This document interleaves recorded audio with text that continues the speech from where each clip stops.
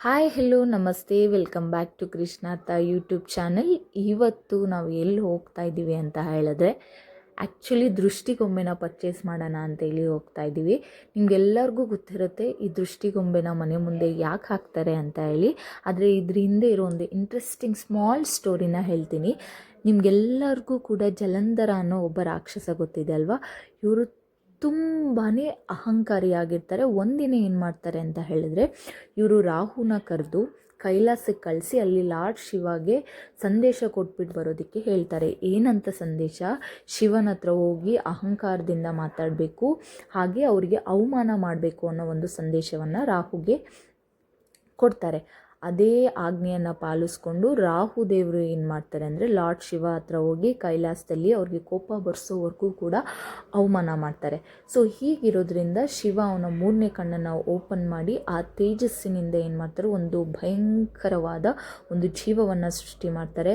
ಆ ಜೀವಕ್ಕೆ ಸಿಂಹದ ಮುಖ, ದೊಡ್ಡದಾದ ಕಣ್ಣುಗಳು ಮತ್ತು ತೀಕ್ಷ್ಣವಾದ ಹಲ್ಲುಗಳು, ಭಯಂಕರ ರೂಪನ ಕೊಡ್ತಾರೆ. ಅದು ಕ್ರಿಯೇಟ್ ಆಗಿದ್ದ ಮಿನಿಟ್ಗೆ ಎಲ್ಲ ಲೋಕಗಳು ಕೂಡ ಅಲ್ಲೋಲ ಕಲ್ಲೋಲ ಆಗುತ್ತಂತೆ. ಆಗ ಭಯದಿಂದ ರಾಹು ಎದುರುಕೊಳ್ಳೋದಕ್ಕೆ ಶುರು ಮಾಡ್ತಾನೆ. ಈವನ್ ಆ ಉಗ್ರಜೀವಿ ಕೂಡ ರಾಹು ಮೇಲೆ ಅಟ್ಯಾಕ್ ಮಾಡೋದಕ್ಕೆ ಫುಲ್ ಪ್ರಿಪೇರ್ ಆಗಿರುತ್ತೆ. ಆದರೆ ರಾಹು ತನ್ನ ತಪ್ಪನ್ನು ತಿದ್ಕೊಂಡು, ಮಹಾದೇವ ನನ್ನನ್ನು ದಯವಿಟ್ಟು ಕ್ಷಮಿಸಿ ರಕ್ಷಿಸಿ ಅಂತ ಕೇಳ್ಕೊಂಡಾಗ ಯಾವಾಗಲೂ ಕೂಡ ಎಲ್ಲರಿಗೂ ಬೇಗ ಒಲಿಯುವಂಥ ಲಾರ್ಡ್ ಶಿವ ಏನು ಮಾಡ್ತಾರೆ ಅಂದರೆ, ಆ ಶರಣಾಗತಿಯನ್ನು ಸ್ವೀಕರಿಸ್ಕೊಂಡು ರಾಹುವನ್ನು ಬಿಟ್ಟು ಬಿಡು ಅಂತ ಹೇಳಿ ಆ ಒಂದು ಮುಖಕ್ಕೆ ಆಜ್ಞೆಯನ್ನು ಕೊಡ್ತಾರೆ. ಅದು ಕೀರ್ತಿ ಮುಖ. ಆದರೆ ಅದಕ್ಕೆ ಎಷ್ಟು ಹಸಿವಾಗಿರುತ್ತೆ ಅಂದರೆ, ರಾಹುನ ತಿನ್ನಬೇಕು ಅನಿಸುತ್ತೆ, ಬಟ್ ಶಿವ ಆಜ್ಞೆ ಕೊಟ್ಟಿದ್ದಾರೆ, ರಾಹುನ ತಿನ್ನೋದಕ್ಕಾಗಲ್ಲ. ಅದಕ್ಕೆ ಏನು ಮಾಡುತ್ತೆ, ಆ ಒಂದು ಉಗ್ರಜೀವಿ ತನ್ನನ್ನು ತಾನೇ ತಿನ್ಕೊಳ್ತಾ, ತನ್ನ ದೇಹವನ್ನು ತಿನ್ಕೊಳ್ತಾ ಬರುತ್ತೆ.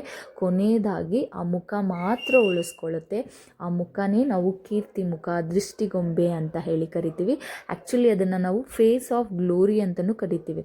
ಸೊ ಇದನ್ನು ನೀನು ದೇವಸ್ಥಾನಗಳ ಮುಂದೆ, ಗೋಪುರಗಳ ಮುಂದೆ ಮತ್ತು ಪ್ರವೇಶ ದ್ವಾರಗಳ ಮುಂದೆ ನಿನ್ನ ಫೋಟೋ ಇರಲಿ, ನೀನು ರಕ್ಷಕನಾಗಿ ಕಾಯಬೇಕು ಅಂತ ಹೇಳಿ ಆ ರೂಪವನ್ನು ನೋಡಿ ಎಲ್ಲ ಶಕ್ತಿಗಳು, ಯಾರೇ ಕೆಟ್ಟ ದೃಷ್ಟಿಗಳಿದ್ದರೂ, ಕೆಟ್ಟ ಉದ್ದೇಶದಿಂದ ನಿಮ್ಮನ್ನು ನೋಡೋಕ್ಕೆ ಬಂದರೂ ಅದು ಅಲ್ಲೇ ಉಳಿದೋಗಬೇಕು, ಯಾವುದು ಕೂಡ ಒಳಗಡೆ ಎಂಟರ್ ಆಗಬಾರ್ದು ಅಂತಹ ಒಂದು ಆಜ್ಞೆಯನ್ನು ಈ ಒಂದು ಶಿವ ಕೊಡ್ತಾರೆ. ಸೊ ಇದೇ ರೀತಿ ನಾವು ಕೂಡ ಕನ್ಸ್ಟ್ರಕ್ಷನ್ ಶುರು ಮಾಡಿ ತುಂಬ ದಿನ ಆಯಿತು. ಯಾಕೋ ಎಲ್ಲೋ ಡಿಲೇ ಆಗ್ತಾಯಿದೆ. ಮೇ ಬಿ ದೃಷ್ಟಿ ಆಗಿದೆಯಾ ಅನ್ನೋ ಒಂದು ರೀಸನ್ಸ್ಗೆ ನಾವು ಕೂಡ ದೃಷ್ಟಿಗೊಂಬೆನ ತಗೊಂಡು ಸೈಟ್ ಹತ್ರ ಹಾಕಿದ್ವಿ. ಸೊ ಸೈಡಲ್ಲಿ, ರೋಡ್ ಸೈಡಲ್ಲೇ ಸಿಕ್ತು ನಮಗೆ ದೃಷ್ಟಿಗೊಂಬೆ. ಅದನ್ನು ಪರ್ಚೇಸ್ ಮಾಡಿ ನಾವು ಆ ದೃಷ್ಟಿಗೊಂಬೆನ ಸೈಟ್ ಹತ್ರ ಹಾಕ್ತೀವಿ. ಇದಕ್ಕೆ ಸೈಂಟಿಫಿಕ್ ರೀಸನ್ಸ್ ಕೂಡ ಇದೆ. ಯಾವಾಗ ನೀವು ಬಿಲ್ಡಿಂಗ್ನ ನೋಡ್ತೀರಾ, ಹಾಗೆ ಆ ಒಂದು ದೃಷ್ಟಿಗೊಂಬೆನ ನೋಡ್ತೀರಾ, instead of enjoying the beauty of building, ನೀವು ಆ ದೃಷ್ಟಿಗೊಂಬೆನ ನೋಡಿ ಅಬ್ಸರ್ವ್ ಮಾಡಿಕೊಂಡು ಡೈವರ್ಟ್ ಆಗ್ತೀರಾ, ಎಲ್ಲೂ ನೆಗೆಟಿವಿಟಿ ಸ್ಪ್ರೆಡ್ ಆಗೋದಿಲ್ಲ ಅನ್ನೋದು ಒಂದು ಸೈಂಟಿಫಿಕ್ ರೀಸನ್ಸ್. ಬಟ್ ಆದರೆ ಏನೇ ಆಗಿರಲಿ, ಇದು ಒಂದು ರಕ್ಷಕ ಆಗಿ ವರ್ಕ್ ಆಗುತ್ತೆ. ಇದನ್ನು ನಂಬಲೇಬೇಕು ಅಥವಾ ಫಾಲೋ ಮಾಡಲೇಬೇಕು ಅನ್ನೋದು ಯಾವುದೇ ಕಂಡೀಷನ್ಸ್ ಇಲ್ಲ. ಇದು